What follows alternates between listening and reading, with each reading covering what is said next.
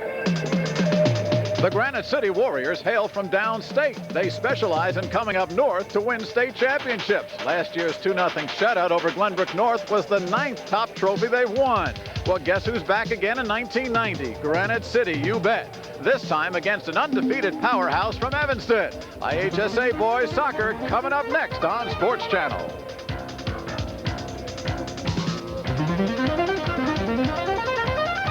From St. Charles High School in St. Charles, Illinois, Sports Channel presents the 1990 Illinois High School Association Boys Soccer Finals. Tonight's matchup featuring the Wildcats of Evanston against the Warriors of Granite City. Well, we're coming to you from Norris Stadium here on St. Charles High School's campus. Hello, everybody. I'm Mike Lederman. Joining me once again this year, the athletic director at Maine East High School for the boys, Bob Delaski. Bob, last year's tournament filled with upsets. This year, quite a different story. Really, the chalk is held. 8 good teams here, and I think the final 2 are the ones everyone expected. Well, Granite City, of course, the defending champion. They've won this thing 9 times out of 18 tournaments, and Gene Baker has been there for 8 of them. Gene Baker, synonymous with victory. He's only lost 3 times today, or this year, and they're all in St. Louis teams. Well, Baker's got a team that is filled with seniors, one junior at a very critical spot, the goalkeeper, Tim Henson. He's a good one. Big, strong young man, plays very intelligently, stopped 2 penalty kicks this morning. That was the ball game. Well, he'll have a lot of pressure on him because Evanston, the opposition, a very aggressive team. Tom Camilla, the coach, he's been there since 1979. Tom has never had a losing season. This year he hasn't had a loss, period. Tommy's used to success as a player at Morton and Aurora College, as a coach at Gordon Tech and Evanston. His teams love to counterattack.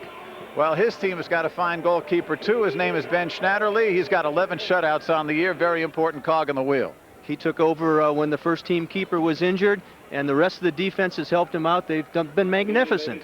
Well, both teams worked their way through the semifinals earlier today.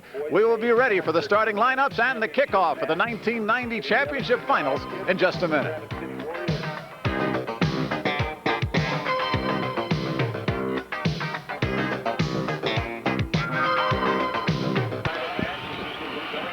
Well, the wind is blowing, but the rain is held off. It's been a beautiful weather tournament weather-wise here at St. Charles over the whole weekend. The teams, as we mentioned, played the semifinals this afternoon. They played the quarterfinals yesterday. Let's take a look at the lineups. First for the defending champion, Granite City Warriors.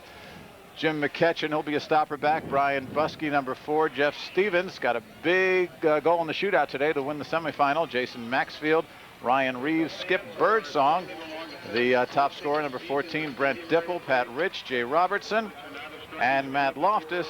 And the goalkeeper, he is a junior, Tim Henson, good size, 6'1", 175 pounds.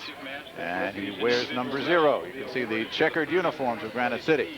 Evanston, the Wildcats, that's their starting lineup. Gary, Fernando Ferrer, Vinton Francis, Mike Cornell, Miff, OLTMANS, DeRay, Veru is how Peter pronounces it.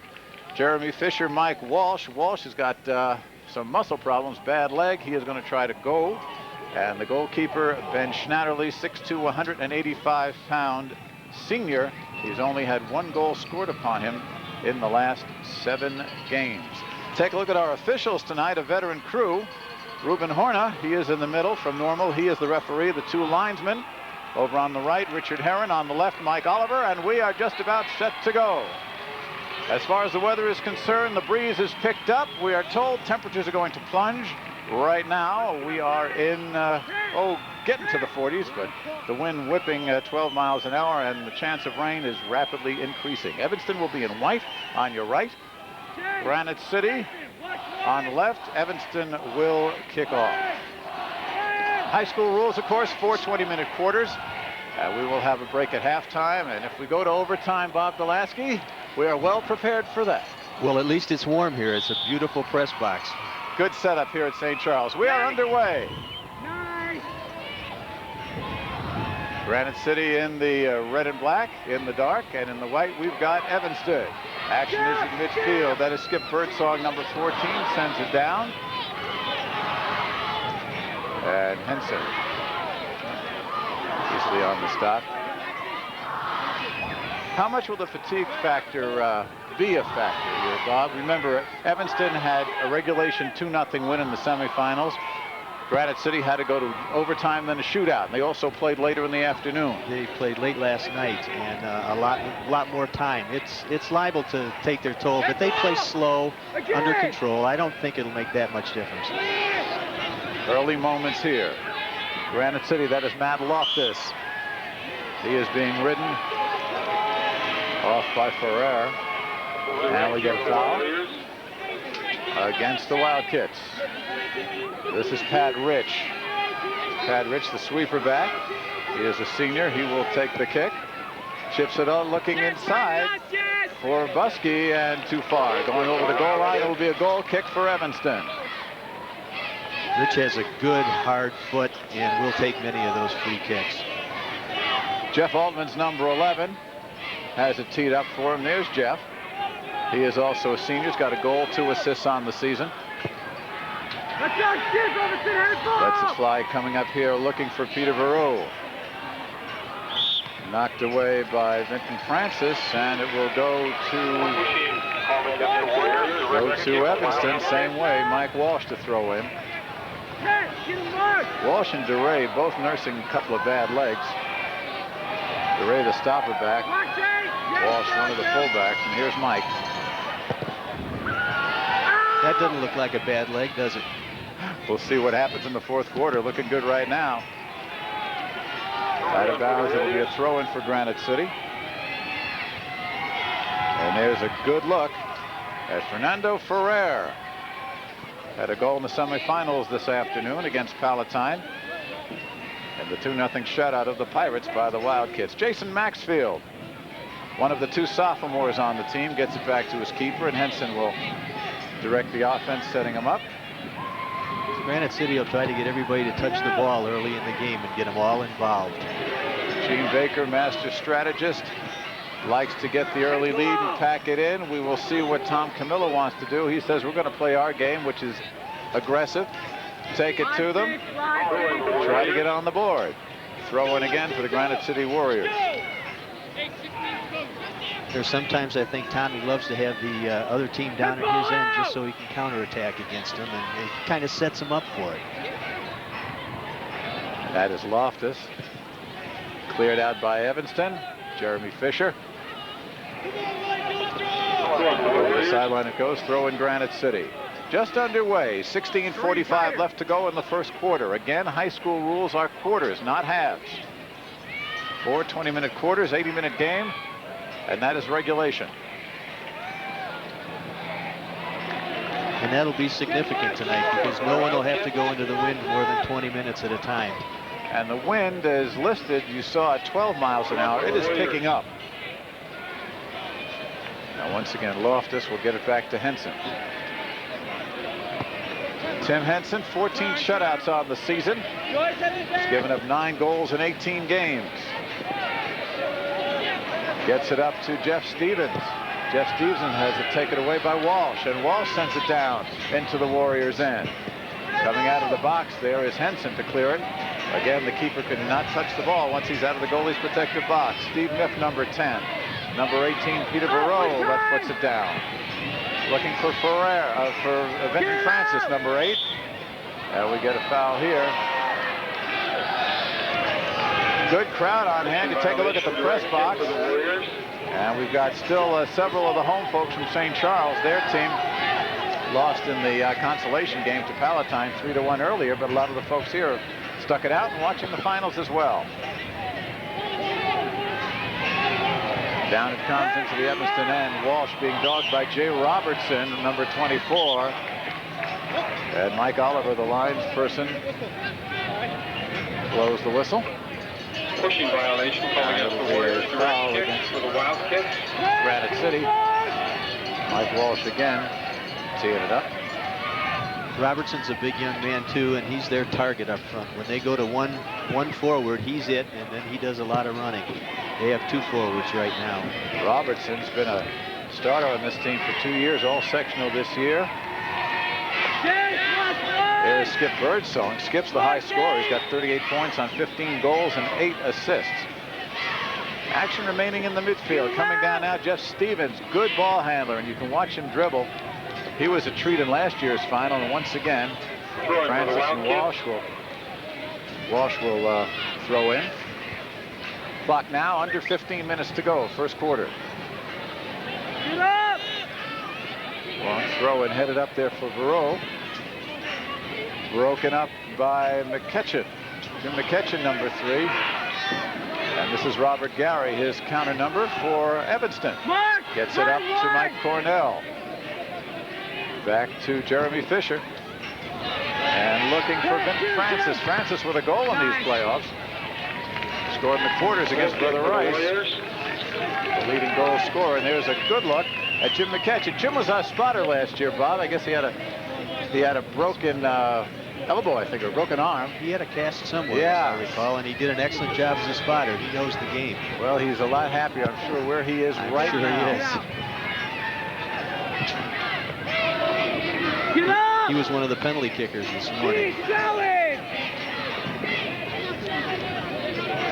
No team really with an offensive threat yet, as we're about 6.5 minutes in. Mike Cornell throwing in.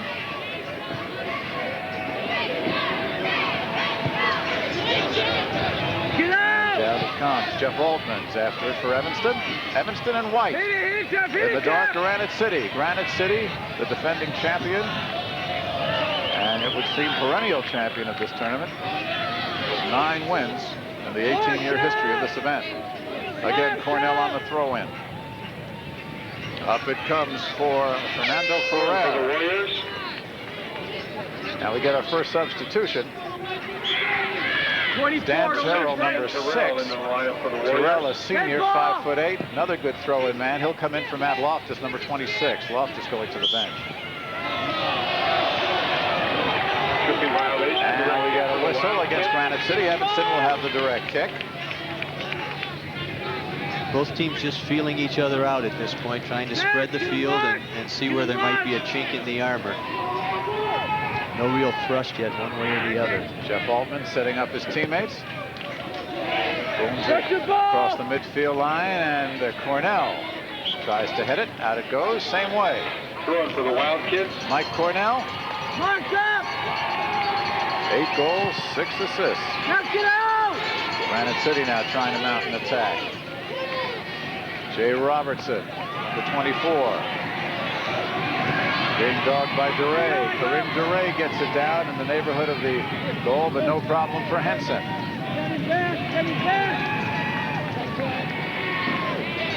Vinton Francis trying to put a little pressure on the defense. Francis, a senior. 11 minutes, 30 seconds to go. No score. First quarter. Evanston and Granite City. Walsh. Throw in for Granite City, with the Warriors trying to gain some position here. Jeff Stevens. Really, before the night is out, we're going to see him do some fancy things with the ball. We're going to see that. Well, I thought we were going to see it right there, but yeah, he's taking it away. He's a clever dribbler and a real schemer at midfield. Guru. Robert Gary, number 3. Down it goes. Too far, broke it up by Granite City. Evanston's midfield, Gary and Verreau in particular in the game this morning played very, very well. They play that well again tonight. Evanston will get the counters. Broken up by Robertson. This is Gary for Evanston. Granite City. Skip Birdsong, number 14, gets it over to Pat Rich. Rich, the sweeper back. Up the right side for Reeves, broken up by Verreau. Granite City again coming down. This time it's Buske trying to pressure Altmans. And over the end line, it'll be no, that was a foul on Granite City on Granite City, right. And it will be a free kick for Evanston from right inside its own goal line. Mike Walsh to take it.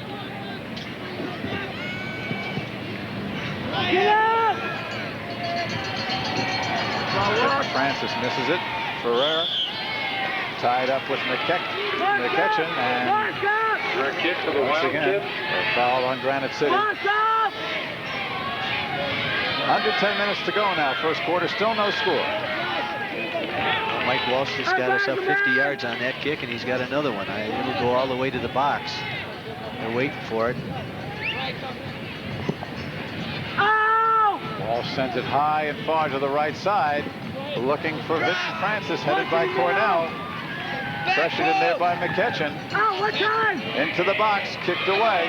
His first shot not on goal by Steve Miff, number 10. Far wide of the goal, but that was the first thing approaching an offensive thrust in this game. That was the first real opportunity, and the Wildcats had the defense spread out a little bit there. There was a chink. Brent Dipple coming in now to take this kick. Get out! Get out! Get out! Barreau heading it. Back now it comes. Larry Wright, number 5, is in for Granite City, and that is Wright fighting along with Duray of Evanston. Out of bounds it goes across the sideline, throwing for Granite City. And this is Dan Terrell. Terrell, a good throw-in man. They bring him in off the bench tonight. And up it comes to Evanston. Dipple on the header for Granite City. At Evanston with Duray. Again, lots of midfield play, no real offensive threats yet, Bob. No, and you mentioned Dipple. Boy, I bet the football coach at Granite City would love to have him. He's a sophomore, almost 200 pounds, about 6'2". Take a look at Skip Birdsong there. Any soccer team would like to have him, and Granite City's very happy. He's an all-stater. Once again, it's Veru. Down it goes toward the goal. Up and over, deflected by HENSON, a save off the foot of Ferrer. Miscommunication back there on the defense. Now we're going to have our first corner kick, and Steve Miff, number 10, will take it.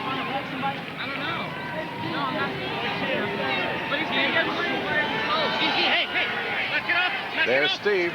This is going to be taken with his left foot. Angled, bend it right in toward the goal. Broken up nicely right away by Brian Buskey of Granite City. Evanston keeping the pressure on. Jeremy Fisher. Everyone's on side. HENSON coming up. Headed in by Evanston, and HENSON this time takes the ball from Mike Cornell. Well, Evanston showing a little offense right here. There was a flurry, and HENSON is just going to hold the ball for a little while there, let his team get settled, get their communication back. I would think, Bob, it would be a tremendous advantage for Evanston to score first. Granite City, once it does score first, immediately seems to go into a shell, knows how to protect the lead. Absolutely. It may not be interesting to play all that defense with one goal, but it wins championships. Once again, Mike Walsh here to take the ball for Evanston. 6 minutes, 10 seconds to go first quarter, no score. Looking for Francis, Vinton Francis. Marked by Reeves. Taken away by Granite City. Up it comes, and again Evanston in the way. That was Ferrer. And the Warriors clear. Back it comes Altmans.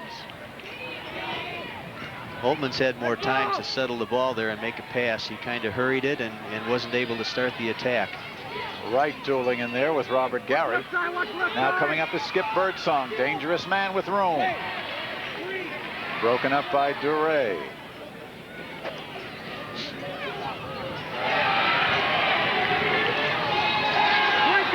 Evanston looking, but a lot of checkered jerseys around there.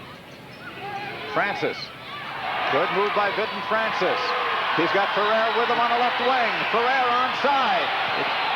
It's showtime. Cleared away by Pat Rich. And Evanston was screaming for a handball, and I think they're going to get the call. That's what they got. It was a definite intentional handball. Rich played the ball. It was okay. It was outside the area, but this is a dangerous place. And it will be placed out just outside the penalty area. And let's see who's going to take it. Evanston well known for these set pieces. There'll be some chicanery involved in this. Robert Gary setting up. Number 3, you see Robert along with number 10, Steve Miff. Gary right on. Top of the bar, HENSON. Gary hits hit the crossbar. And the subsequent header going over the crossbar. We had a good angle on that, didn't we, Mike? You could see it going right for that corner. Beautiful ball. Wonderful set piece by Evanston. Maybe we can get another look at it. Our producer director Mike Lair, the Trio Video truck, as we tick down to the 4-minute mark of the first quarter. Granite City having a couple of close brushes, clearing now, and Evanston keeping the pressure on. The momentum has shifted to the Wildcats. Steve Miff, and there is a good look at Vinton Francis. Francis, leading scorer on this team, 15 goals, 13 assists, 43 points. Up it comes to Ferrer. Ferrer, marked by Wright. Down they go, we got a whistle. Wright's in the middle of that. And immediately Granite City doesn't wait for Evanston to set up. Down to Robertson. Taken away by DeRay. DeRay clearing it again. Heads up play by Evanston here. Granite City immediately ran, didn't wait to set up. Coming up now is Ferrer. Ferrer's got help. And Robert Gary has it poked away by the Warriors. Over the sideline it goes to Evanston. And Veru. Down it goes for Vinton. Vinton Francis up against the side of the net right there. Under 3 minutes to go. I don't think Coach Baker likes the pace of the last 4 or 5 minutes here. It's going Evanston's way. They like to run a little quicker. And the Granite City's going with those long balls. That's not their style. And Baker was worried about that. He said they played the quarterfinal and semifinal like that for the first half. Evanston had been a very slow starting team. 2 first halves with nothing really to show for it in the quarter and the semi. That's right. Now we get the foul on Veru. And Granite City's got some field position right here with Pat Rich. And also good set pieces. Looking into the box. And a shot on goal right there. Easy play, though, for Schnatterly. That was Dipple in there, I believe, with the head. Action picking up here toward the end of the first quarter. Under 2 minutes to go now. Still no score. Evanston in white. Granite City in the checkered uniform. And we get a foul here. Veru. Once again called. Mr. Veru, 6 foot, 170 pounds, 170 pounds. Not afraid to mix it up. Pat Rich again. Veteran sweeper back. We're first to the ball, kids. Let's go. Up it comes, broken up by Evanston. Robert Gary. And over the sideline. Jason Maxwell watches it go over. It'll be Granite City to inbound on the throw-in. Minute 15 seconds to go first quarter. Now Wright will come over. And he will sit down. I think Evanston will be real pleased to get out of this first quarter. They're going into the wind. If they're not scored upon, they'll have the wind at their backs in the second period. Brian Buskey sails it over the sideline, but the ball was off Evanston. So Granite City now trying to put on some pressure in the final minute of quarter number 1. Coming in here will be Loftus. Loftus on the throw, and you see the teams are setting up a wall. Loftus could throw it 35 yards. Get it right there into the box. In there. And it's a goal for Granite City. And the kick, good, off the left foot of Pat Rich. It looked like Pat Rich. And just like that, the tide turned off the strong throw-in from Granite City. Strong throw-in and a flick, and went over to the far side, and everybody fell asleep. Final minute. There's the throw-in. 19th minute. There's the flick off of Evanston, actually. It's a left-footed kick. And it was deflected in. Don't know who they gave the assist to, who looked like 14, I think. That would be Skip Birdsong.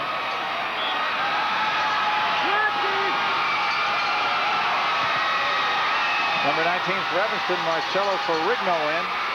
And Granite City with that big first goal as the first quarter winds down. 19:25, the time of the goal. Granite City on the attack again. A big change right here. Evanston had the pressure most of the first quarter. Looking to the box. Schnatterly. Shot was not on, but Granite City putting the pressure on with 5 seconds to go. Schnatterly booms it out. 3, 2, 1.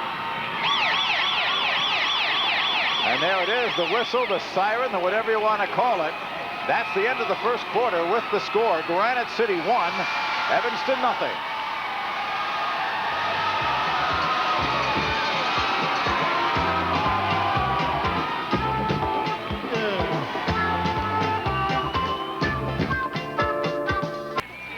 After 20 minutes of play, the Warriors of Granite City with a late first period goal have the 1-0 lead on Evanston. And an exciting goal it was. We'll take a look at that in just a minute.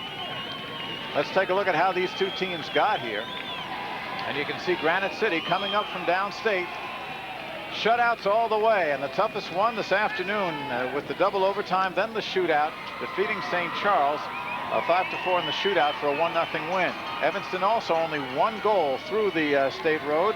Maine South, Carmel, and Palatine shutout victims. Brother Rice 3-1, and there is the final four right there. Evanston and Palatine, with Evanston winning 2-0, and St. Charles, Granite City winning on the shootout, the penalty kicks. 5-4 in penalty kicks for a 1-0 score. So we start now with the teams changing ends, and Evanston in white, Granite City in the dark or red and black check suits. That's Brian Buske, number 4 for Granite City, with Robert Gary now trying to move it. Broken up by Ryan Reeves. Reeves sending it all the way down with number 8, Vinton Francis. Jeff OLTMANS now taking it away, number 11.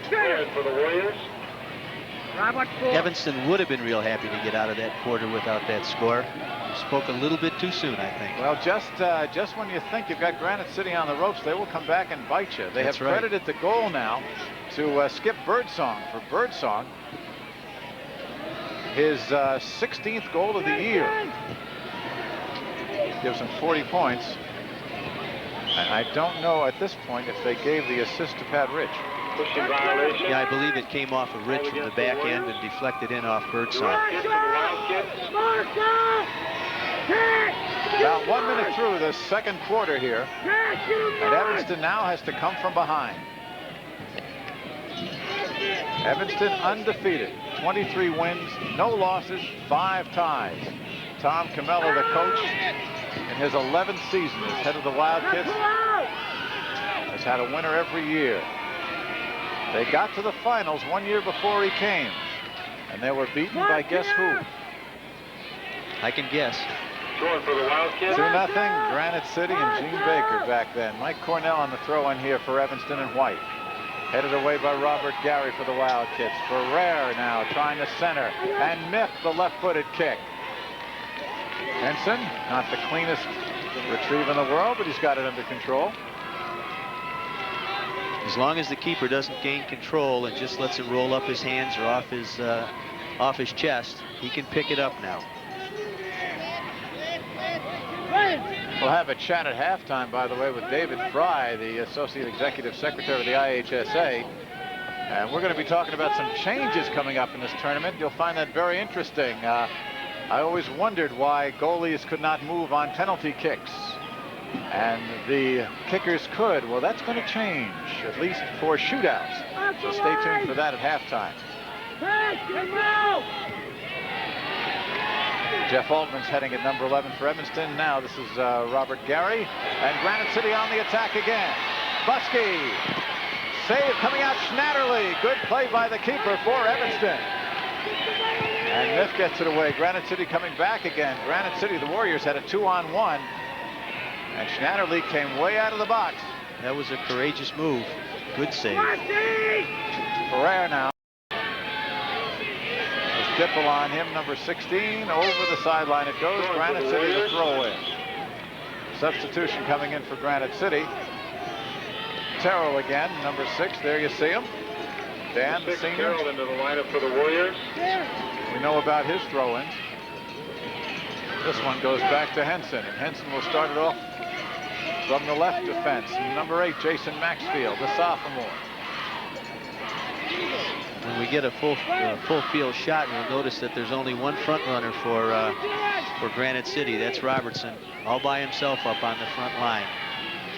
The defense has started to pack in for Granite. Well, we talked about that. Granite City likes to win. They don't care if it's 1-0 or 5-0. Once they get that first goal, they will come back in and pack. Use that 1-4-4-1. Get it out! Right, they have a key player at the way in the front and way in the back, and 8 of them strung across the middle. Pass him out! Now Evanston, which likes to play aggressively, has to now to come from behind. Evanston preferring a 4-4-2. When we're talking about setups in soccer, you're coming from the goalkeeper out and the back line out. So 4-4-2 would mean 4 fullback stopper sweeper, 4 midfielders and 2 attackmen or strikers. 1-4-4-1, 1 man back, 2 lines, and then the attack man. Hey, That's what Granite City runs, with Robertson up front and Rich in the back. Out there! Midfield action now, cleared out of there by Stevens. Jeff Stevens, number 7. This is what he does best. Kill time, dribble the ball. And the crowd doesn't like it. No, it's not exciting, but it wins games. And it may be too early because there's a couple of quick front runners up there for Evanston. If they're not accurate with that back pass, it could be stolen. Going for the Warriors. And let's take a look.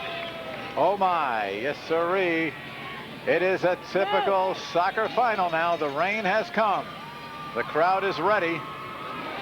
And after we were told about the front moving in from the northwest, and it has moved in with a vengeance. We're talking about falling temperatures. The crowd doesn't seem to mind.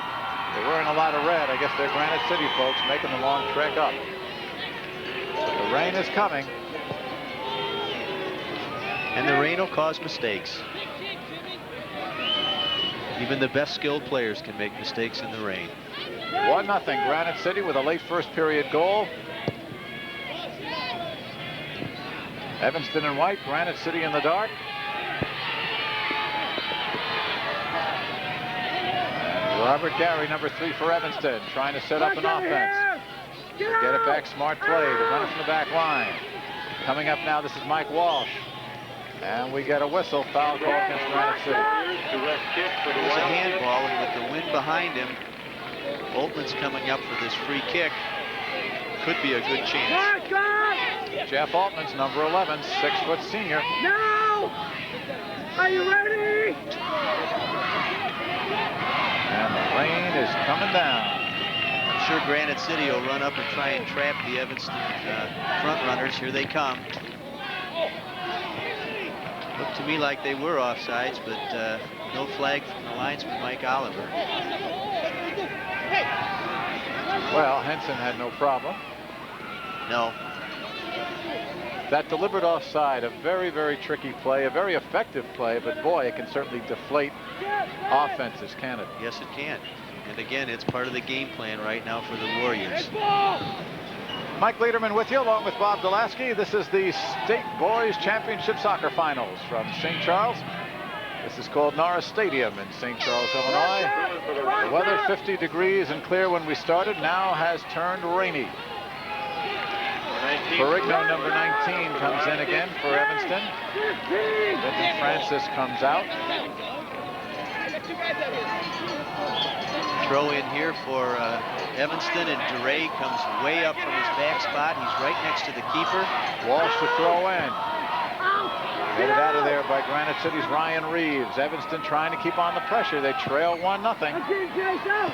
Ferrer taken away by Granite City at Buskey. And Robert Gary for Evanston. Controlled by the Warriors, and over the sideline it goes. It'll be a throw-in for Evanston. Dipple couldn't hold on to it. Brent Dipple with Mike Cornell on the throw-in here. Cornell, number 9. Walsh didn't get that throw-in as far as he normally does. I wonder if the ball is wet, causing some problems. Evanston trying to mount an attack right here. Cleared out of there by the Warriors. Skip Birdsong firing it across the sideline. And Evanston now keeping the pressure on. They did this much of the first quarter. You can see Walsh now slipping. The grass is slick. The track is too. 11 minutes, 30 seconds to go. Walsh coming in. And we get a whistle here. It'll be over to Granite City. There's a good look at Steve Miff, number 10. 26 blocked. The ground is pretty hard, too. The grass at this time of the year is not all that long, so between the hard ground with the spikes not biting in and getting a little wet on the top, I think the footing is going to give out as the game progresses.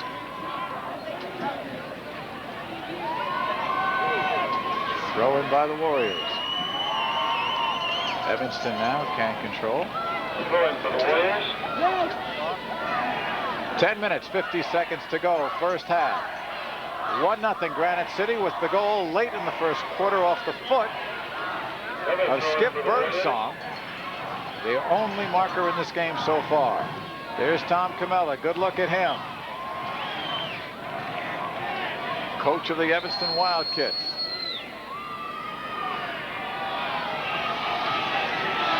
A little confusion over there. Tom's trying to help the referees. Well, that's a coach's prerogative, right? Yes. Sure, they appreciate that too. Good thing we don't have the referees mic'd up tonight. Lines people. Or the coaches. Right. Good ball. Evanston coming into this game undefeated at 20-0-5, 23-0-5. Granite City 22 wins, 3 losses, 1 tie. And we get a whistle down there. Foul against the Wildcats, direct kick. Foul against Evanston, and Granite City will get the direct kicks. That was a pretty hard foul by Rue. And again, set piece here. Long ball from Rich.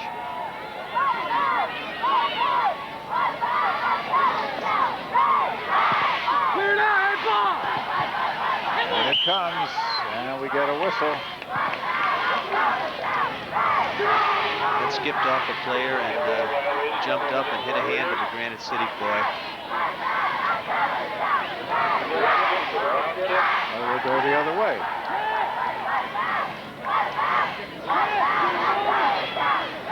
Altmans to take it.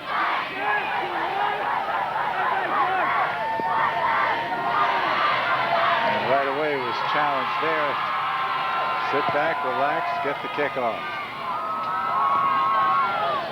Birdsong goes up over Ferrer.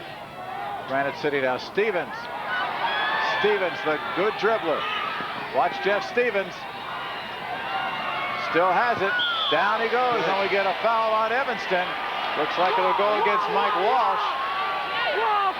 And again, just outside the box. So this will be a wonderful opportunity for Granite City. And Jeff Stevens is making it happen. Stevens, very young-looking face there, but he's a schemer. See if we can show you this. Stevens. Many touches. Touch, touch, touch. Looks like he was pulled down. Jay Robertson now to take the free kick. The wall is set. About 3 yards outside the penalty area. Robertson, straight in. Yes. Good save by Schnatterly. Robertson, nothing cute about that. He just boomed it. Tremendous amount of topspin on that ball. Got over the wall and just dipped right in on the keeper. Now a corner kick coming up. Pressure not again. Nope, check it. Granite City putting the pressure on with 7 minutes, 30 seconds to go. Broken up by Evanston. And the Warriors now. That's very uncharacteristic. I would think that Granite City would bring that ball to the side, touch it a few times. They got caught in a trap. They normally wouldn't throw the ball up long like that. 7 minutes, 15 seconds to go. The score remains 1-0. Granite City just had another opportunity, but Ben Schnatterly, showing why he's such a fine keeper, turned the direct kick away off the foot of Jay Robertson. Evanston now. This is Mike Cornell. And Matt Loftus will take the throw in. Under 7 minutes to go. Loftus, number 26. 324. And there he goes. Sends it down the other way, taking time off the clock. And a few boos, but well disciplined and doing what they're told to do. And there's one that you must be careful of. Gene Baker's been at this a long time. 25 years as a high school coach, over 400 victories, 8 state championships. Coaches Hall of Fame. Man's got a few credentials. He's a pretty good English teacher too. That's what his job is. Yeah. Gene is on sabbatical this year, he said. He's writing some soccer. I guess he's writing a book on soccer. Soccer Is that right? textbook. Yeah. I didn't know that. I'm sure he could write a book though. I think he could write several probably. He's a good after dinner speaker also. A lot of good soccer anecdotes.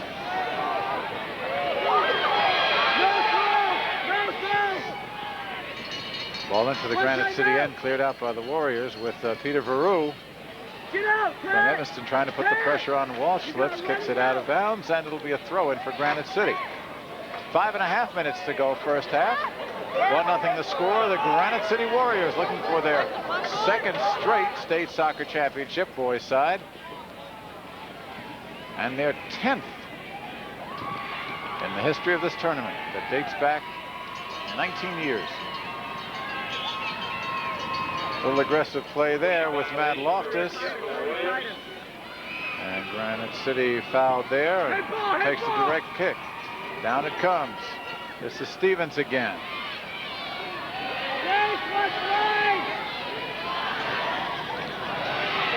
Robert Gary from Evanston. Over it goes. Getting late in the period, both teams getting a little bit sloppy. Well, the broadcast rights to tonight's State Soccer Championship have been granted to Sports Channel by the Illinois High School Association. Any reproduction, rebroadcast of this event without the written consent of Sports Channel and the IHSA is prohibited. Granite City prohibiting the scoring on the part of Evanston so far. Jeremy Fisher bringing it up for the Wildcats, broken up by Granite City. And Warriors on the attack. Loftus, number 26. Taken by Evanston. Waving at it was Miff on the way, and this is Vinton Francis, number 8. Big goal scorer for Evanston. Francis now trying to move. Still has control. Sliding tackle in there by Reeves. Down it comes again. Cleared out by Granite City's Pat Rich. Francis. Back it comes. Robert Gary down in. Headed away by Maxfield of Granite City. Good action, and it'll go down. Robert Gary with the foul. It'll be a direct kick for the Warriors, and back it comes. Gary called for the foul there, but right before that, he pulled the ball out of the air, trapped it nicely, and distributed up to the front line. Granite City just has too many people packed in there at the moment, but Gary is a real heady player. Evanston's going to have to solve this Granite City pack if they're going to get on the board. 1-0 for the Warriors. 3 minutes, 15 seconds to go first half. Gary and Buskey going after it. Evanston maintaining possession for the moment. It comes over to Veru, number 18. Has it taken away from him by the Warriors, and that is Birdsong, number 14. We get a whistle. And a yellow card shown to Veru. Veru is a very aggressive player. He played an extremely good game this morning. He's been playing well here, but... And Jeff Stevens, you can see, took one in the ear. Let's see what had happened here.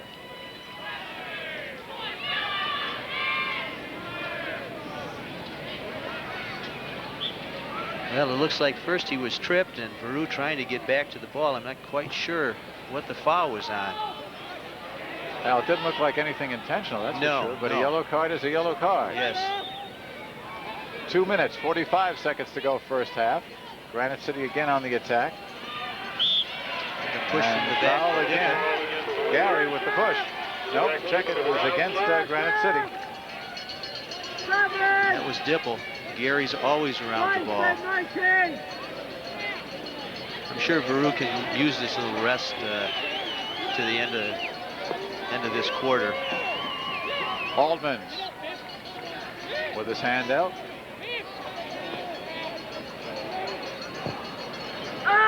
Goes deep. Looking left wing. Down goes Vinton Francis, number 8, still after it. Pursued by Ryan Reeves. Up it comes now. Walsh, number 23, with Stevens. Mike Walsh holding on. Walsh trying to center. Comes in and broken up by the Warriors. Jim McKetchan.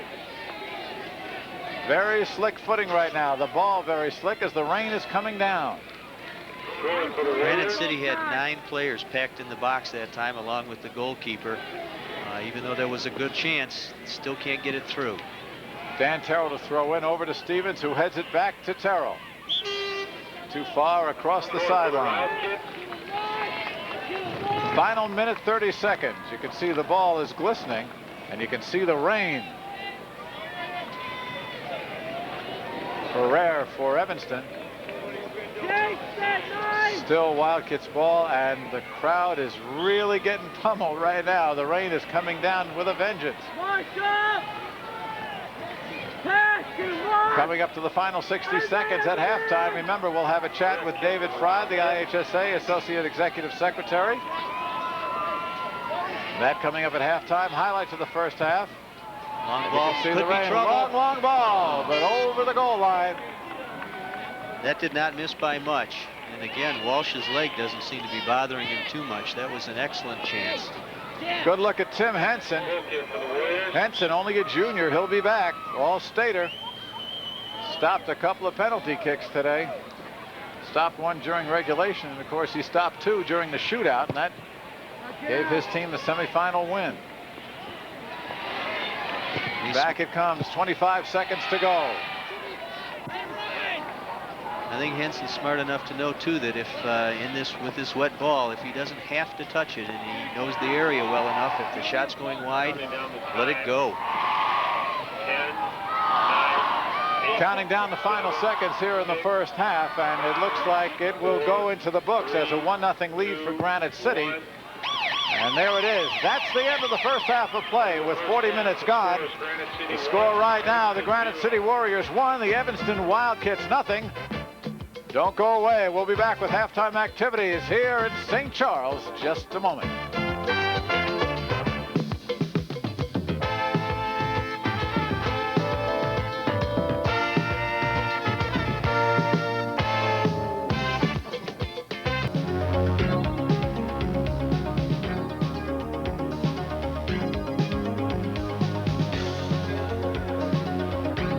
Back at halftime here at St. Charles High School, the boys state soccer finals. Just because the tournament is going well and continues to improve doesn't mean there isn't room for even further improvement. David Fry, the IHSA, is here again with us. Dave, good to see you. What kind of plans do you have to change this tournament around, both for the boys and the girls? I understand there are some. Well, Mike, there are. One of the things that's been difficult for the coaches has been the fact that we've used exclusively a geographic concept in assigning the early rounds of the tournament. And what we're going to go to next spring, starting with the girls, is seeding the sectional complexes. And that will broaden out the geographic base for the early round assignments and hopefully allow the stronger teams to split up a little and let the better teams surface to get more of them to the state final. So you don't have Naperville North against Naperville Central, for example, in the first round of the sectionals, let's say. Absolutely. There are some traditional rivalries and some pockets of the state where there's outstanding depth and strength of programs, and this will allow that to spread just a little bit and I think be more equitable in the long run. Sounds like a good idea. The question always is, who's going to do the seeding?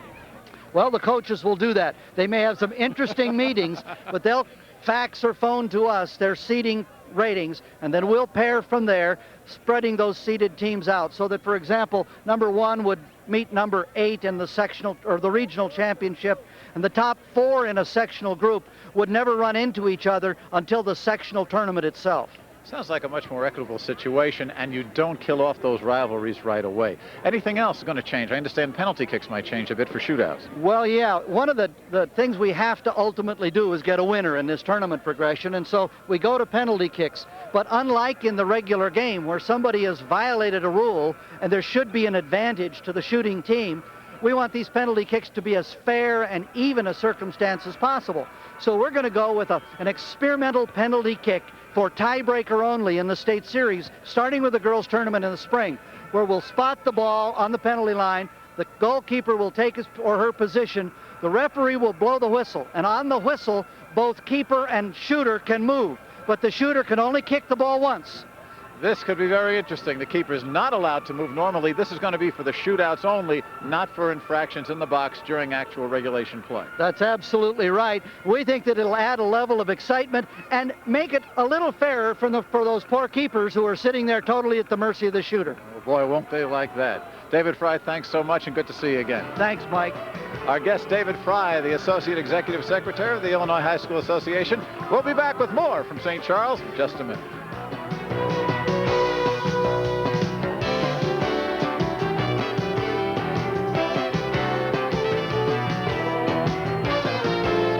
City Warriors with the late first period goal, and we're going to show you that. It really was a touch goal.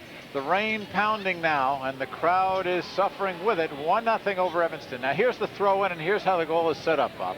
Ball comes across. It is touched by Evanston player. See it touched right there? DeRay, yeah. DeRay, and it's going to go over into the corner. Pat Rich is going to take a shot, and you'll see that as it comes into the mix there, number 14, Birdsong, right foot redirects it, and that's what got it by Schnatterly. Well, for Birdsong, Skip's 16th goal of the year, and the assist goes to Rich, and you can see the statistics. Nothing really much to say there, Bob, huh? No. I look at the fouls. As we were keeping score all through the tournament, every team has had roughly 20 fouls a game. And this looks like we're right on schedule. We're right on pace for 20 fouls a game for each team. One thing that is interesting by their lack is the number of corner kicks, only 1 per side. Yeah, we seem to be coming down the middle too much. Well, let's take a look at the 4th place team, St. Charles, the home standing Saints, coming in 4th in the state. They lost the consolation 3-1, but our congratulations to St. Charles. Coach Tim Daly did well, and they came within a whisker of beating Granite City in the semifinal. Nice. 3rd place going to the Palatine Pirates, and the coach, Paul Keenan. 3rd place finishers, they were defeated by Evanston in the semi and won 3-1 in the consolation. So our congratulations to those 2 schools. Now we are set to go Evanston and White. And Granite City in the dark. The field conditions have turned very, very slick on the grass.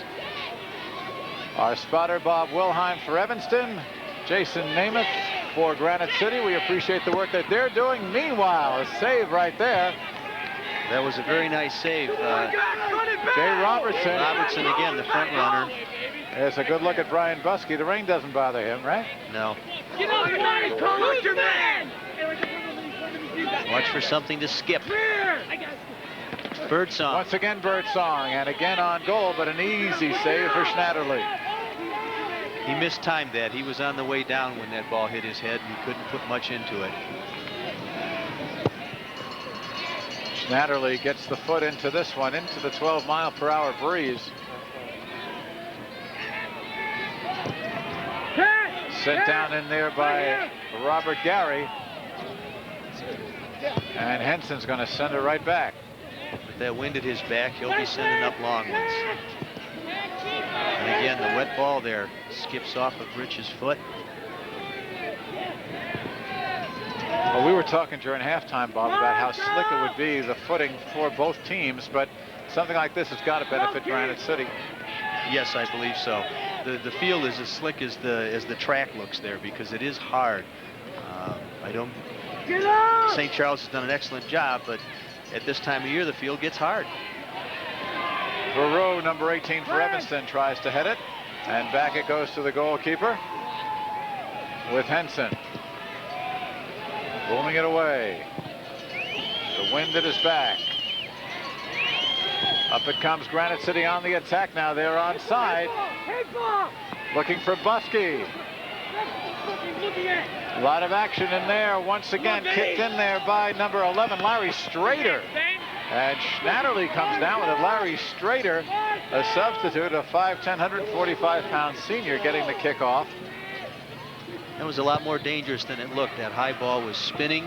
Schnatterly knew it was wet and spinning. He looked a little apprehensive, waiting for it to come down. Schnatterly looks like he came in 3rd runner-up in the Boris Becker look-alike contest. Watch Schnatterly now! And the kick, it's a goal! Jay Robertson! Coming in on Schnatterly, and Ben didn't have a chance on that one. No, he was helpless on that. The defense had pushed up, and the ball squirted back through. Pass from Dipple. Nobody there. He's on sides. Here comes Robertson. Beats his man. Schnatterly must commit. And he does. And it's a goal. Beautifully. Well done by Robertson. 42nd minute, the time of the goal for Robertson. His 9th on the season. He's got 2 assists, a total of 20 points. And Robertson gets a rest on the bench. Covered up a little bit. He's been doing a lot of running. Foul by Veru of Evanston against Eric Davis. Number 2 is in there now. Davis ridden out of bounds by Mike Walsh. And once again, it'll be a ball to Granite City. That was a foul on Walsh. On Veru, I'm sorry. Veru in there again. Veru, remember, got a yellow card in the first half. And once again, Ryan Reeves will take the direct kick here. Reeves. Watch it skip. Schnatterly's there. 2-0. Evanston in a big hole now.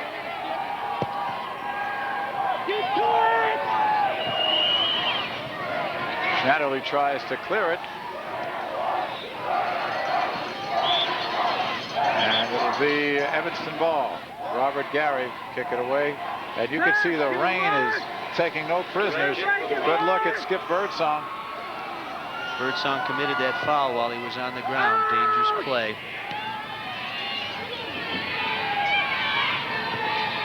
Evanston, Robert Gary trying to come through. Here's Gary now from the left side. Good center. Good shot, number 7 for Rare, but over the crossbar. Excellent. Best chance Evanston had. Excellent opportunity, and once again it was Gary. Gary brings the ball in, pulls a nice shot, deflected by Rich. Boy, a lot of net there for him to aim at, but over the top. Adam Nichols, number 20, is in for Evanston. There's Dipple to kick it away. Real close call for Granite City, but the shutout intact at this point. 15.5 minutes to go, third quarter. Down goes Adam Nichols, number 20. Again, we get a whistle. And the foul against Granite City. OLTMANS will kick it away. Again, you saw Walsh's problem with the footing there. Good look at Ruben Horna, the lead official, the referee. Walsh now. Get up! Nice!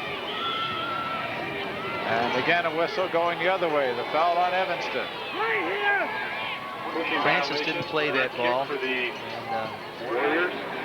he's committed the foul. Under 15 minutes to go now. Third quarter. Jason Maxfield, number 8 for Granite City, with his counterpart, number 8. Quentin Francis for Evanston, marking him.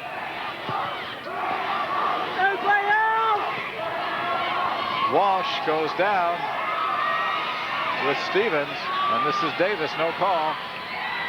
Davis and Veru. Davis still dribbling through, and we get a foul here, no. I think that was a good no call by referee Horna there. Both boys were losing their footing. They hit shoulders. They both went down, but I don't think either one of them was the aggressor.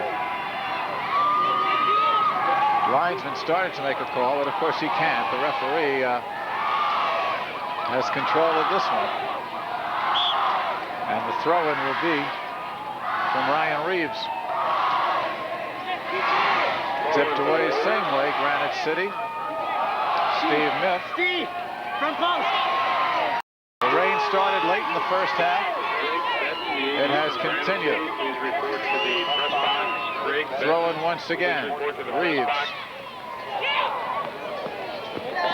Birdsong, number 14.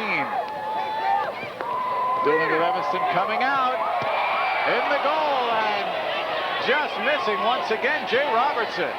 Robertson had the opportunity. Jeff OLTMANS going to come up and tee it up. But Robertson again with a great opportunity to put one through. Yeah, you see a lot of white shirts, but here's a red shirt right there. Again, it slides off the outside of his right foot. Ferrigno is in. Marcello Ferrigno, sophomore for Evanston, wears number 19. There's Verone, number 18 for the Wildcats. It's Ferrigno, and once again, back it goes to HENSON. 12 minutes, 50 seconds to go, third quarter. 2-0, a goal in each half for Granite City. Granite City Warriors looking for their 10th boys state championship. And when you think this tournament's only been around, it will be the 19th year. That's some kind of record. That kick went about 70 yards in the air. Wind or no wind, that was quite an effort. Yes. Well, we're bringing you IHSA action all season long right here on the channel. I'm Mike Lederman along with Bob Dulaski, and we've got the boys soccer championships for you tonight. And of course, we're going to have all 6 high school football championship classes coming your way over Thanksgiving weekend, 1A through 6A on the channel. Here it's Granite City, 2-0. 12 minutes to go now, exactly in the third quarter. Evanston trying to mount an offense. Granite City has been laying back, but got a second goal here in the second half. Skip Birdsong.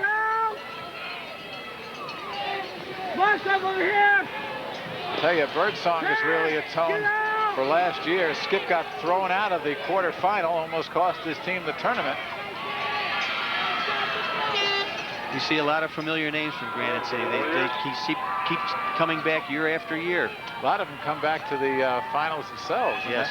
This is a tremendous boost for the kids, the players on the current team, to see some of the alumni come in and make the trip up and give them a pep talk. It's a big part of Gene Baker's program. Last year there was a whole busload of alums, I think, up here. Yeah, like Gene said, they had about 50, 60 people. I know they're here. I don't know what kind of force they're in, but they are here.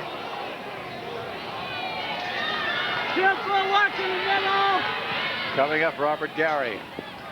Evanston desperately trying to get on the board. Granite City with a 2-goal lead. This is Buske for the Warriors. And away it goes. It'll be Granite City throw-in. Dan Terrell. Looking long for number 24 Robertson, and Jay Robertson again. Broken up by the defense. And down goes Robertson. And is it in the box? Yes, I believe so. Is it going to be a penalty kick? And we've got a yellow card shown to Mike Walsh. And Walsh incredulous, but it looks like Robertson's going to get a PK. Robertson had gotten his rest. Comes in again along the line. Yeah, there was a little bit of contact there, but Walsh definitely did put his hands up and throw him to the ground. It was unnecessary and unfortunate. Robertson made the play, though. Well, it looks like Birdsong is going to take it. And again, remember what David Fry said only applies or will apply to shootouts. Here, the goalkeeper cannot move. Once the kicker starts, you can see the rain coming down in sheets now. The goalkeeper cannot move. And I don't know how he's going to be able to push off at all in this rain. Skip Birdsong. There it is. Schnatterly had to guess, and he guessed wrong. But he really had no other choice. In the 49th minute, 49-32. Skip Birdsong, his second goal of the night. Schnatterly holds his line. He dives to his right. The ball goes to his left. Nicely struck, low right inside the post. Penalty kick for Birdsong, his 17th goal of the year. 49-32, you see the time. And it's his second goal of the night. Well, that one sends a lot of the crowd heading for the exits. And the referee should have called that kickoff back. There were 2 Evanston players off sides. Throwing for the Wildcats. Now the throw-in coming. This is Allsberg, number 16 for Evanston. Evan Allsberg, a senior, in the game now. There you see the crowd. It's amazing how much damage one front runner like Robertson can do with only one forward. he seems to be playing for 2 or 3 or 4 people sometimes. He's all over that front line. Well, you take a look at what they have for offensive weapons between Robertson, Birdsong, and let's not forget Jeff Stevens. Right. Wow, here comes Robertson again. And you can see that ground is slick. Robertson looked like one of the Cubs when the infield tarp was down during that rain delay, remember? Now, if that had happened in the first quarter, he might have a raspberry, but right now it's just a long slide, kind of a rest. Under 10 minutes to go, third quarter now. 3-0. Granite City closing in on another state championship over a game team from Evanston. Past Allsburg, once again Robertson. Robertson has it taken away. Good play by Evanston, number 20, Adam Nichols, but across the sideline it goes, and Terrell will come in with that long reach. And long arms and long throw in. Looking for Birdsong.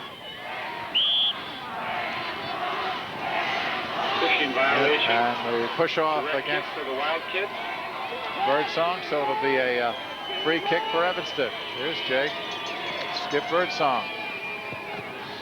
Referee Horna is really doing a nice job in the rain here. He's got a good feel for what's intentional and what's just a result of the wet and the slick. Let's give the officials credit. Horna out of normal.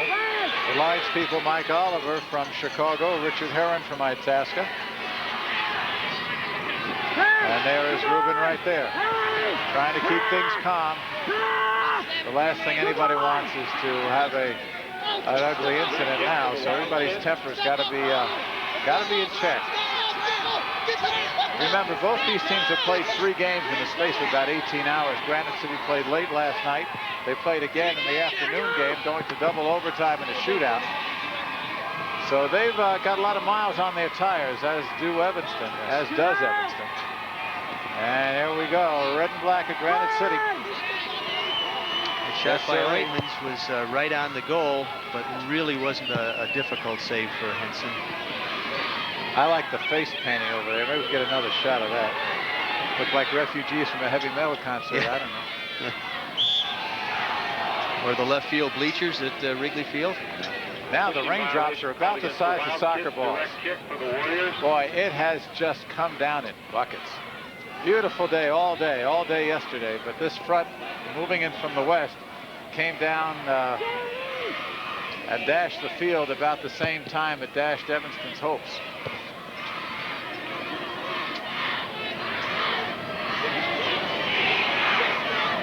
Once again on the move, Jay Robertson. There's that man again. Allsburg, check it. That's Altman's with him. Goal kick for the Wild Kids. Robertson still accelerates quite well, even in the wet. He went right around that Evanston defender. Looks like he's breathing a little hard.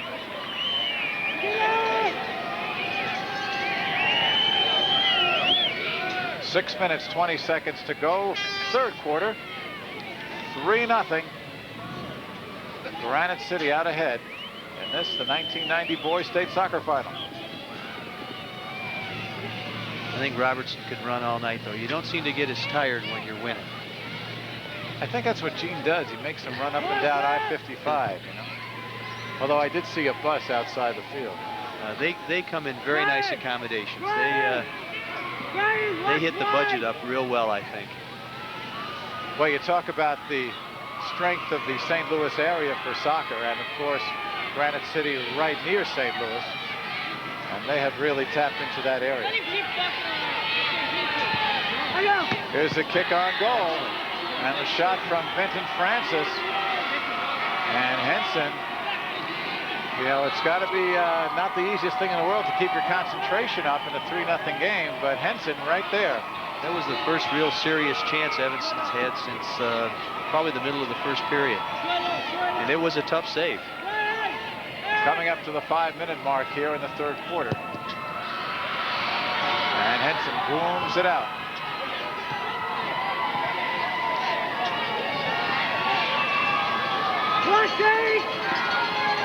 Mike Cornell, number 9, trying to control it, but again, over the sideline, throwing Granite City. There's the Granite City crowd. They're having a good time, rain or no. Well, they're not going to go home early. No. Because they have a long ride. Long ride. Once they're here now, they're going to stay until it's over. Watch number 2, Eric Davis for Granite City, and over the goal line it goes, but it will be off Davis, so a goal kick coming up for Evanston. Goal kick for the Wildcats. It's a bad decision by Schnatterly there with the footing being what it is, but I think the rain is causing him to make some bad decision on that one. Well, Schnatterly has certainly played well. I don't think you can fault him on any of the 3 goals. No.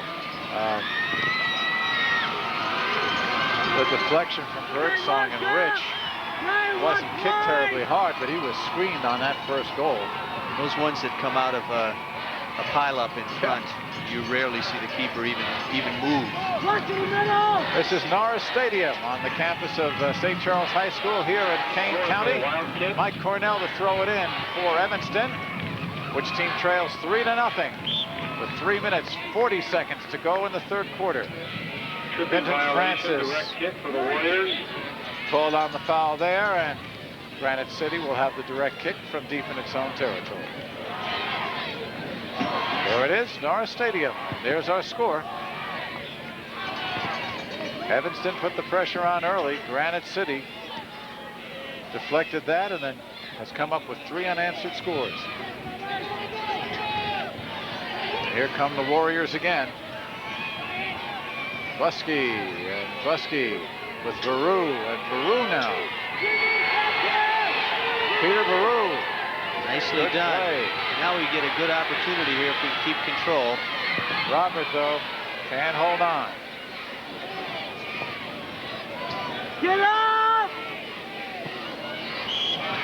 Davis, I believe, called for the push right there, the foul against Granite City.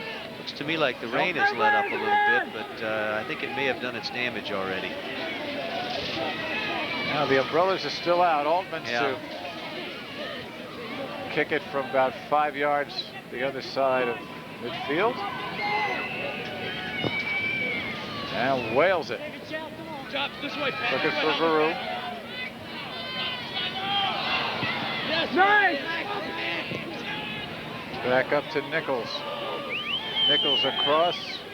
That's Jeremy Fisher, number 22, sending it down. But no wild kits in attendance. Final 2 minutes, period 3. 3-0 score. For the Warriors. And we get some substitutions for both sides now. There's a good look at Brent Dibble. And a good look at the crowd. Follow up with it.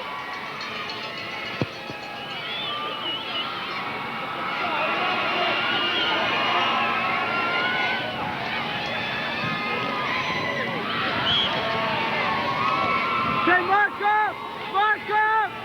Well, Watch it! For the Wildcats. Evanston trying to mount an attack now. Fernando Ferrer scored in the semifinal this morning. Take 2 words that! There are your cheerleaders. You could smile through that. You could smile through anything, right? Right. Final minute now, 60 seconds here in the 3rd quarter. It's not wet, it's not cold when you're winning. That's right. And Schnatterly will take this one. We're in the last minute of the 3rd period. And the rain, I think, has stopped. Might be a little too little for Evanston at this point.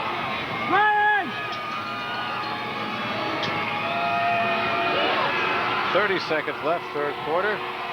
Birdsong dueling 3 Evanston defenders. And he commits the foul. Foul against Skip Birdsong. Here's a look at Fernando Ferrer, number 7. Altman's booms it down in the final 10 seconds. Warriors will just kick it out of bounds, and that should do it for 3rd quarter action. And that's it. That is the end of the third quarter. 20 minutes to go in regulation. Both teams change ends. The score, Granite City 3, Evanston nothing. Don't go away.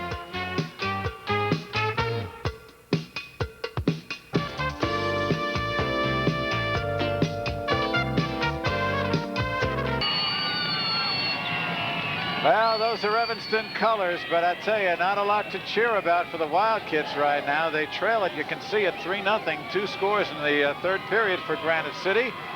And you can see Birdsong with the first of his 2 goals in the first quarter. That broke the ice. Robertson on the assist from Dipple at the 42-minute mark. Birdsong again on the penalty kick at the 49-minute mark. So it's 3-0. And the rain continues. Whoa. Not a good day for orange teams, though. The Illinois football team and St. Charles Saints, and now it looks like Evanston. Ouch. Yeah. Final 20 minutes. If Evanston's going to do it, the Wildcats better throw them all up front now. Tim Henson, the goalkeeper, taking as much time as he can. Henson will be back for Granite City next year. He is just a junior. Evanston's got some depth as well. Walsh is a junior.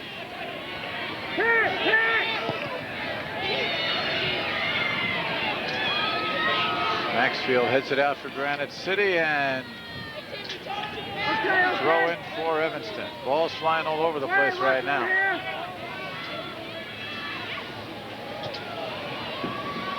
Robert Gary gets it over to Marcello Ferrigno. Back it comes, taken away by Ryan Reeves for Granite City.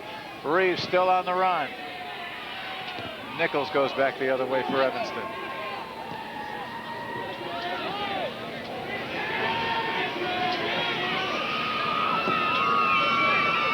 Gary tries to tip it over to Ferrigno, and Ferrigno sliding save, no. Sideline it goes. 1:15 gone in the fourth and final quarter of regulation. Again, if you're not as familiar with the high school game, we play 4 quarters, 20 minutes apiece, an 80-minute game. The college, of course, 2 45-minute halves.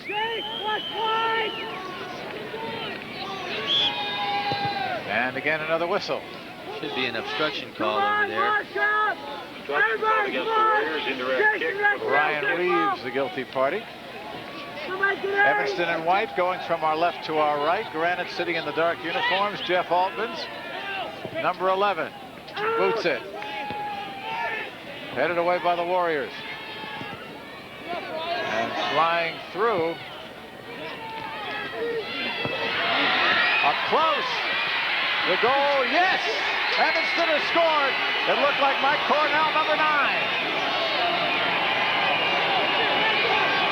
Granite City. Cornell and Ferrer. See who they give it to. Granite City defense a little slow getting up and allowed those players to be on sides. And there's the finish. There's the finish. Pat Rich knew that he better not touch that.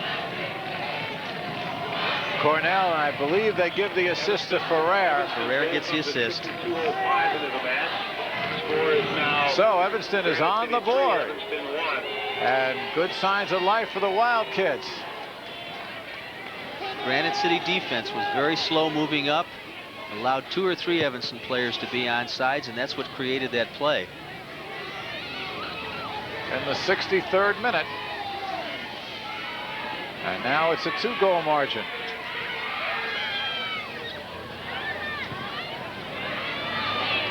Robertson ever present again, wherever the ball is up front. There's Mike Cornell, who just scored that one for Cornell, his 9th of the season. To go with 6 assists.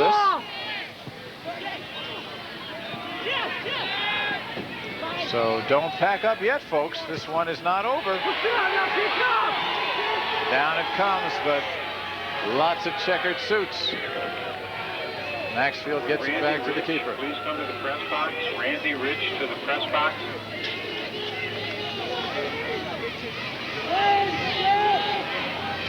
Well, if you want to get a lesson in clock milking, watch these next 16 minutes. There probably will be some significant Granite City substitutions coming in on a regular basis. Birdsong has it taken away by Cornell. Off Birdsong, it'll be a throw-in for Evanston. Well, the Wildcats penetrated that shield of Granite City defense. Granite, if you will, I guess, huh? Yes, shield of granite. Now we get the foul against Evanston. We'll go the other way. Granite City now to put it in play. And once again, back to the keeper. 16 minutes left to go. Regulation. 3-1. Granite City leads Evanston, with the Wildcats scoring just moments ago to get into the scoring column. And another whistle. Tripping called against the Wildcats. We'll have a Foul against Veru, and Veru has thrown his body around tonight. I'm not quite sure what that call was. It looked like the two Evanston boys hit each other. And I'd tell you, if Schnatterly looks like Boris Becker, Veru's got a little Mitch Williams to him, huh? Yeah. As long as he doesn't pitch like he did this last season. Maybe Andre Once again, Vinton Francis with the left-footed kick. Sailed it high and hard, but wide. There's Vinton. There's life left in Evanston. They realize that they've got to go for it all here, and they have to push forward. Dipple will take the kick. Headed away by Fisher of Evanston, and Granite City back to work. Down it comes to Jay Robertson. Robertson's got one man to beat. Now two. Good play in there by Fisher against Robertson. No call. They'll play on. Back it comes.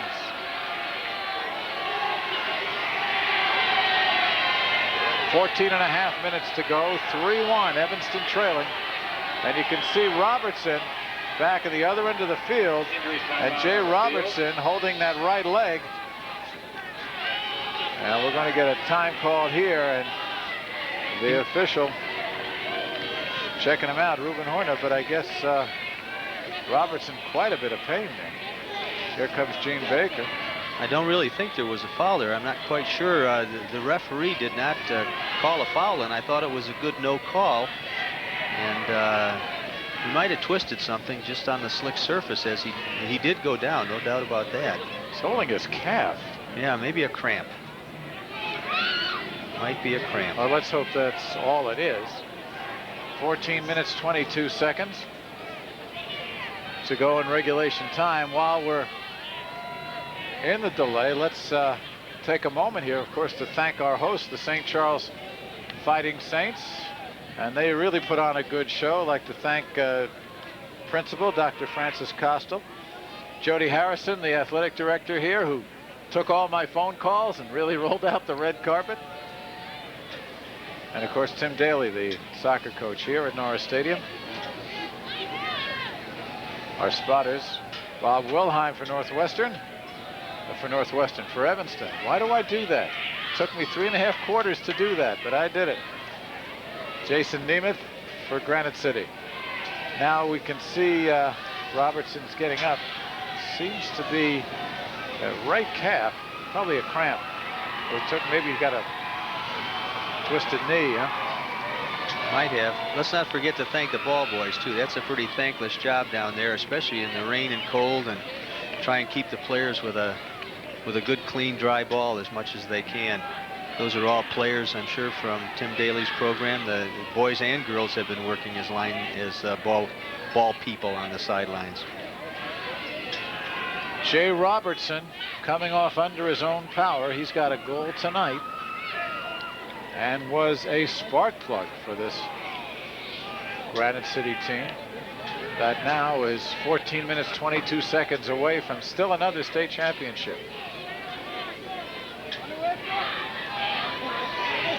Looks like Eric Davis will replace Robertson as the only front runner for Granite.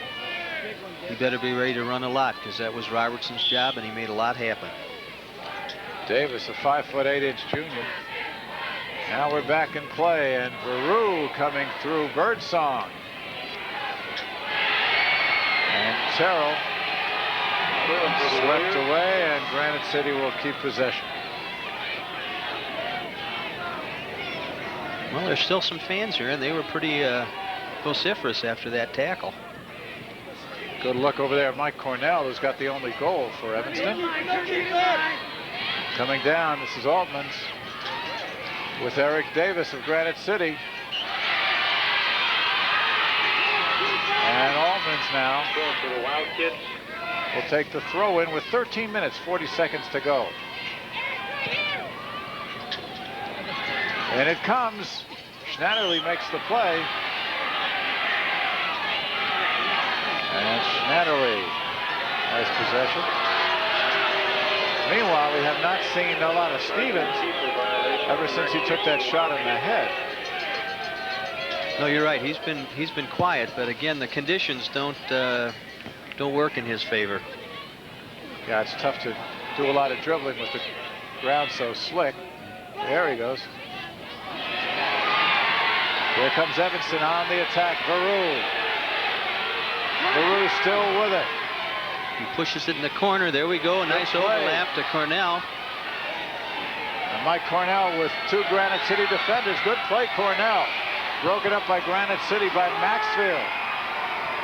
Evanston keeping the pressure on. Probably Coming a long through shot is from Walsh. It was a real nice exchange between Veru and Cornell out here at about the 40-yard line. There's still some life in Evanston. If they can string a couple passes together, they might be able to break through that back line. Davis comes off. Matt Loftus comes back on, number 26 for Granite City.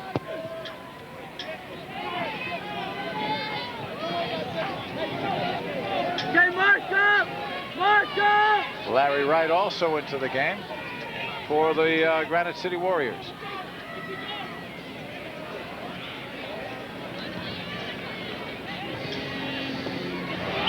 (3-1) the score, and we get the foul. The foul is going to be against Granite City. Evanston with a chance now from fairly close range. Well, it's about 40 yards, but for Altmans, that's well within his range. Jeff Altmans, 11:39 to go. Tries to chip it over, looking for Walsh. Headed away by the Warriors, Skip Birdsong. This is Cornell. Possession to Evanston on the throw-in. Walsh will push up from his left back position to take this long throw. See if he can do as well as he does on a dry day. Well, he's got Cornell in the box. Looking for Mike. Headed behind. Cleared away by the defense. Looks like Pat Rich was able to get a foot or a head on that one. And I think it was a head, and I think it must have been Rich. That's the spot where he's supposed to be. He's the last man. Tricking called against the Wildcats. Direct kick for the Warriors. And the foul by Evanston with 10 minutes, 45 seconds to go. Evanston another good scoring opportunity, but Granite City proving equal to the task.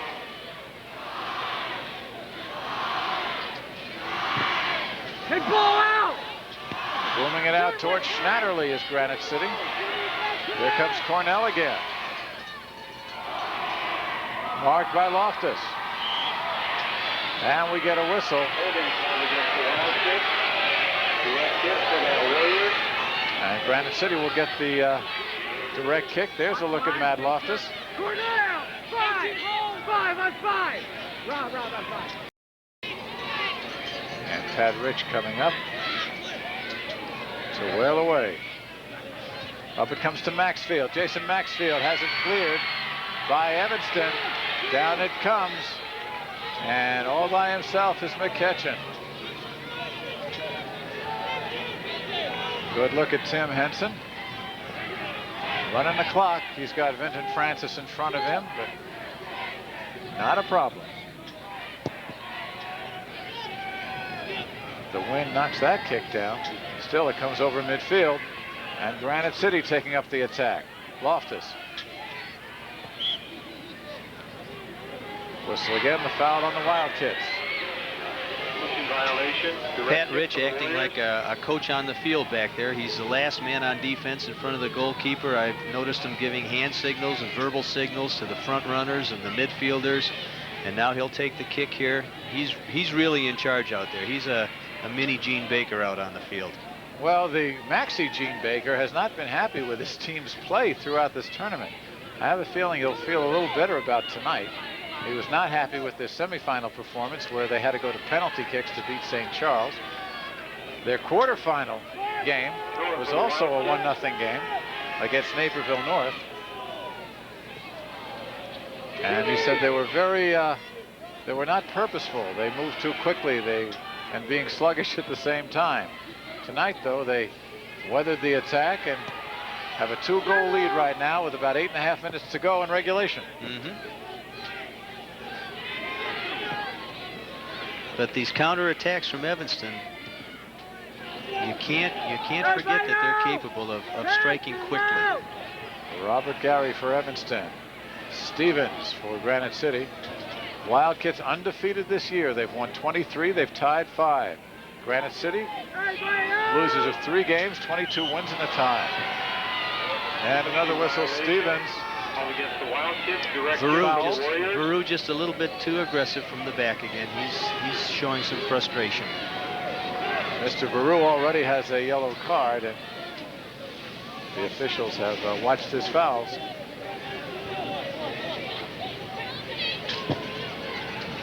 Boom through by Rich. When Rich came up to take that kick, Birdsong dropped all the way back to sweeper position there momentarily. They aren't going to take any chances. They're going to have every defensive slot filled. Looking for Buske, broken up in there by Altmans. Eric Davis, number 2, has it taken away. Here comes Evanston. Looking up for Vinton Francis. Francis, but a little too far. McKetchan gets it to the goalkeeper.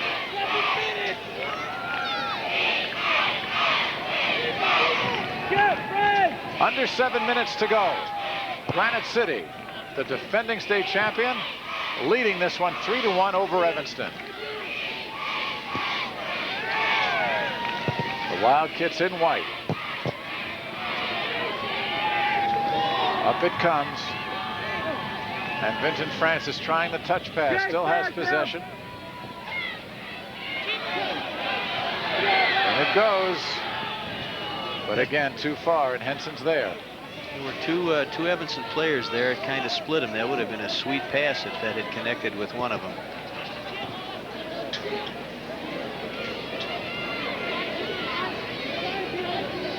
Chase, watch wide! 6 minutes to go now. Silo! And Maxfield heading it down. Turn it! Pass here, Marshall! Robert Gary looking to left wing, but it's broken up by Stevens. There's Stevens. We haven't seen him for a while.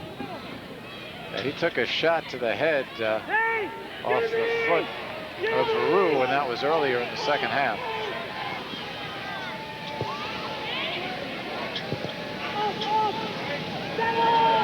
Five and a half to go. This is Mike Cornell, number 9. Has it taken away. Evanston trying to keep possession. And the foul goes against Granite City. That looks like Matt Loftus. Kick for the Wildcats. Against Fernando Ferrer. 7-8. Altmans again, as he has all game long, will take this. Granite City will probably pull up and try and trap them. Evanston has to be careful to run. That whole back line will start forward as he approaches the ball.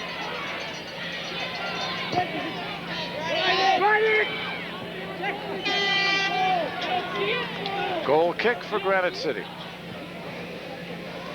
And we're under 5 minutes now. Goal kick for the Warriors. You can see the rain. The rain came toward the end of the first half and has not left. And Jason Scrum, number 28, a senior for Granite City, gets a chance to play in a championship game. Now get out!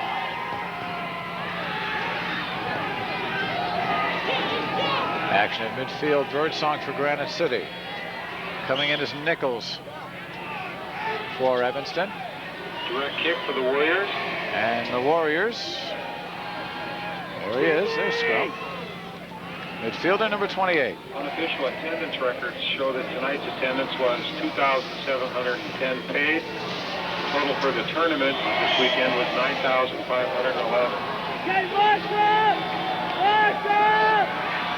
March up! 3 minutes 45 seconds to go now. And Granite City getting ready to cart still another trophy down I-55. 9 state championships, this will make 10. Started back in 1972, then 5 straight, 1976 through 1980. 3 more in the 80s, 82, 87, last year 89, and they're starting the 90s with another piece of hardware. 10 out of 19 championships. That's over 500 just in state championships alone. And Peru obviously is getting his money's worth tonight. Direct kick for the Warriors. He looks like a soccer. John Madden would be proud of him. Yeah, he'd make the old Madden soccer team. He sure would. Sure.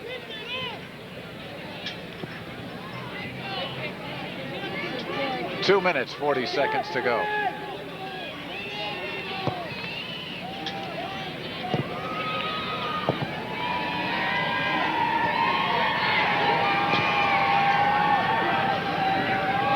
Action continues. No quitting these Wildcats. No, and they're still trying to string a couple passes. Their discipline is still there. They're doing what they need to do. I'm afraid they're going to run out of time. This is Fisher for Evanston. Over to Ferrer and taken away by Maxfield of Granite City. Looking for scrum.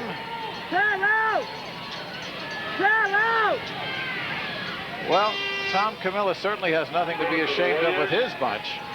They'll finish the year 23 wins, 5 ties, only 1 defeat. Second place in the state. This will be their second runner-up spot in the state championship series that last time came back in 1978 when they were beaten by Granite City again. Gene Baker was the coach. Camella would come the next year, and he's been there since 1979. And I guess we in the Central Suburban League can be proud of the fact that we've had the second place team for the last 2 years. That's right, Glenbrook North last year. And I know we've had a few others. My team finished second once. New Trier finished second a couple times. Coming up to the final minute here, and Granite City fans are ready to howl.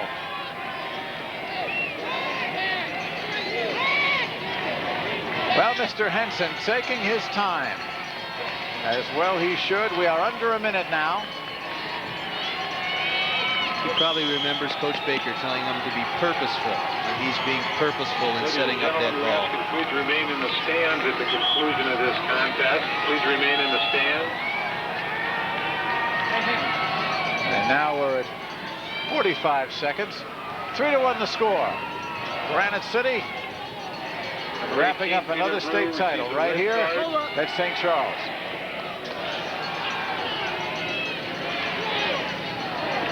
They'll be getting their trophies, and I'm sure the rain won't bother them one bit.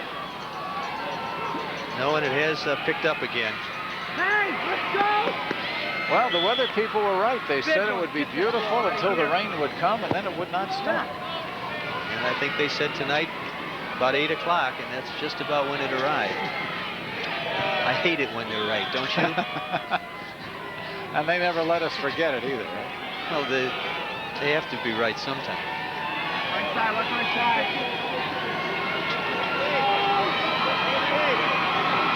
Final 30 seconds. Granite City putting it in play, headed for the goal.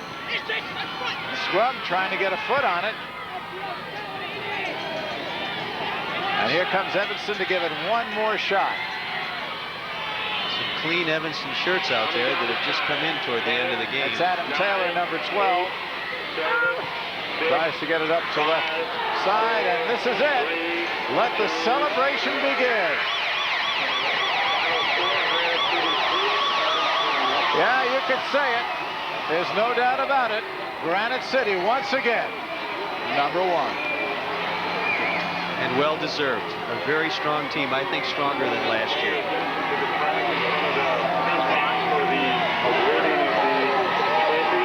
Well, it's a team that had 3 regular season losses. It did not make its normal upstate swing that it had made last year. And they came upstate and took care of the opposition. And there is Evanston, Tom Camilla. Excellent job turned in by him and his coaching staff and the Wildcats. There he is, a good show of sportsmanship there with the officials. And we'll be back.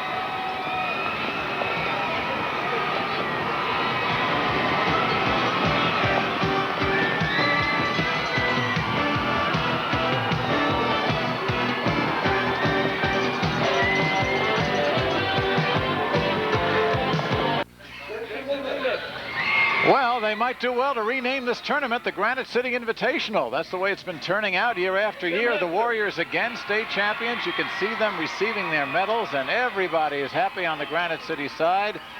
And the 3-1 victory over the Evanston Wildcats gives Granite City its 10th championship in the 19-year history of the event. And for Gene Baker, the coach, 9. How long can he continue? He doesn't seem bored at all. I think after a sabbatical, he'll probably be ready to come back full-time for another 8-10 years. Yeah, he really does enjoy it. And yes. He's got a good group of kids, and there's a good look at Gene, and he also has a lot of alumni who come back and, as we said, give them the pep talk when they play in the finals here at state. Well, the big news, the first goal really was the backbreaker, because Evanston had put a lot of pressure on to come out. Granite City deflected it and then came through with the first goal. Right. And then the 2 goals in the third quarter, of course, put the match away. And let's show you that first one, because this too made it 2-0. Ball's going to end up with Robertson, I believe, in on the side. Beautiful pass in there. He's on sides. Takes it by the last defender. Right down around the end line, and Schnatterly commits, and he just touches it neatly into the net. Very professionally done. Oh, Robertson, a big goal for Skip Birdsong. 2 goals, the first and third, including a penalty kick. Mike Cornell broke the ice, the only score for Evanston, that at the 62-minute mark. Let's take a look at some statistics as we see the winning team with the first place trophy. And there are the statistics. Nothing really to tell you there, except not a lot of work in the save department for Tim Henson over there in the goal for Granite City. And they did a fine job in the rain, in the wind, in the fair, and in the foul. They just plain old did it. Well, Henson touched the ball quite a bit, but they used him as an offensive player. They touched it back to him, helped generate the offense and keep things under control. Typical Gene Baker game, and it worked out well. We must also congratulate the top 4 finishers here at the state tournament. First of all, the St. Charles Saints coming up in 4th place. And the winners in 3rd place, the Palatine Pirates. They won the consolation before tonight's championship game, 3-1. And of course, our 2 finalists, Evanston coming in runner-up for the 2nd time in their history, the Wildcats getting to the finals tonight. And the finals, an accustomed place for the Granite City Warriors, the 1990 state champions. And of course, we thank the IHSA for helping us out as always, Lavere Astroth and all the associate and assistant executive secretaries, especially Dave Fry, who helps us out with the soccer. And another good one, I'm telling you, a good one for the books, Bob. Well, I had fun because it was drier. Yes, it certainly was. Up here it's nice and warm, but I don't think anybody, at least on the winning side, is bothered by the rain right now. Glad you enjoyed it. We'll see you next time right here.